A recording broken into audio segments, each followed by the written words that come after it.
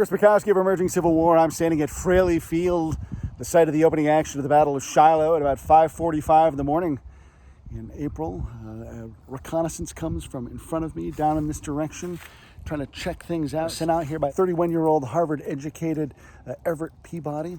He's actually been told not to send anybody out there, but he's sort of getting signals. He's seeing deer and rabbits running through the woods, and he can hear odd sounds off in the distance. And so he's going to send a couple hundred guys from the 25th Missouri down in this direction to just check things out. And at first, they don't find anything.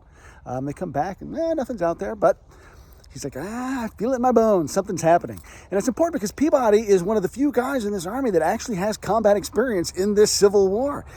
He and his men had been captured back in September in Lexington, Missouri.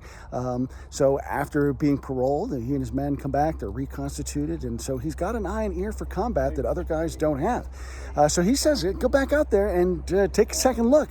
And they do. They come out and they deploy in a skirmish line out in this field behind me. And then suddenly, from the far side of the field, just as dawn is coming up, breaking across this field, a skirmish line of Mississippians come in this direction.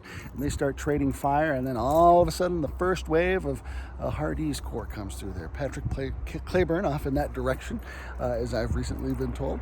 And so all of a sudden, it looks like the whole Confederate Army is, in fact, here. And these phantoms that the rest of the Army has been sort of dismissing, shown up in full force. And so Major John Powell, who is in charge of this reconnaissance, tells his guys, let's turn around, get back, report back to headquarters, and let Colonel Peabody know that, in fact, his premonitions, his suspicions are correct. Now, it's funny because Peabody takes a lot of criticism from his commander, Benjamin Prentiss, who has been under orders not to bring on an engagement, not to start something. Prentiss does not believe there's anything out there. He dismisses these reports. And in fact, once the fighting actually starts, Prentiss comes out and he takes Peabody to task. He says, I will hold you responsible for this.